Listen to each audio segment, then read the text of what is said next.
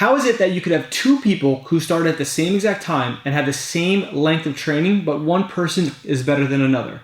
This is very important to talk about because you may be training and you possibly might get promoted faster than another individual, even though you've been training at the same exact time, or maybe they'll get promoted faster than you. This is a very common thing, and this happens a lot, especially in grappling and Brazilian Jiu-Jitsu, because it's a performance-based martial art, meaning the only time you actually get promoted is if you can actually perform the things that you're learning in a live scenario. So if you have one person getting promoted faster than another, they start at the same exact time, and they've been training the same exact length of time, what's the difference, right? So some differences are that one person is probably training more.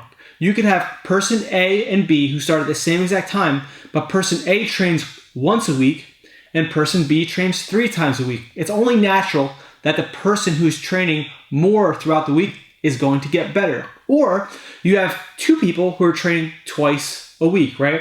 But person A takes 1 class a day and person B takes 2 classes a day.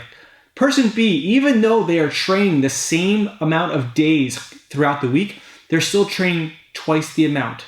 Or you have two people who train the same exact days and the same exact classes, but person A, let's say they train on Tuesday and Thursday, and person B trains on Tuesday and Thursday. Person B, however, comes in 15 minutes early and stays 15 minutes later. Person B is still getting more training. They're still getting outside training from their regular class time. They're putting in the extra effort. Or, for example, you have person A and person B, same exact days they train, 2 days a week, Tuesdays and Thursdays. They both come at the same exact time. They both leave at the same exact time. But person A only does 2 out of the 4 rolls, and person B does every single roll that there is. Or another example is, let's say person A during the drilling ends up doing 5 reps and stops so they can talk and they can basically just kind of waste a little time and, basically talk about whatever they want to talk about during the drilling. But person B is just drilling. Person B is getting more reps in, they're getting more work in. Those are differences. It doesn't matter if somebody's starting at the same exact time as another individual. It doesn't matter if somebody also has the same training length. The effort is what matters the most, and the overall time and mat time that you've put in. Other things make a difference as well too. Like what if you have person A, for example, who isn't as athletic, and person B might have already done like a combat sport or a contact sport. Maybe they played rugby or something along those lines. And person A never did any sport before. That can make a difference as well. So person B is used to like hard-nosed, rugged sports, where person A needs to get used to it, and it takes them a little bit of time.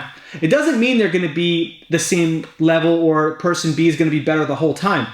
You can have two people training for 2 years.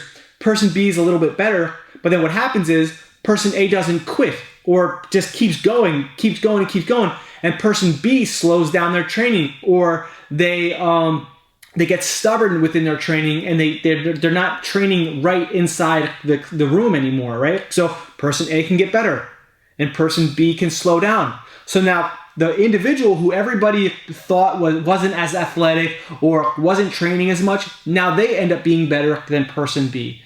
The point is that everybody progresses in their own way, and the effort that you put in makes the biggest difference, right? Not quitting, keep training, working hard, and then basically asking questions, going through the motions that you're supposed to be going through, doing the drilling, showing up to class. If you can, showing up a little bit extra, staying a little bit later, studying basically instructional videos, watching YouTube videos, asking questions outside of class as well. Those things make a difference on your progression, right? So whoever's putting in the effort is usually going to see the biggest reward. It doesn't matter if you start at the same time, and it doesn't matter if you've been training the same length. So if you go to a promotion and somebody gets promoted basically quicker than you, even though you've been training the same exact length of time and you go to the same exact days, try to figure out why this is happening, right? What is something that's happening that gets this person promoted quicker? You can ask your coach,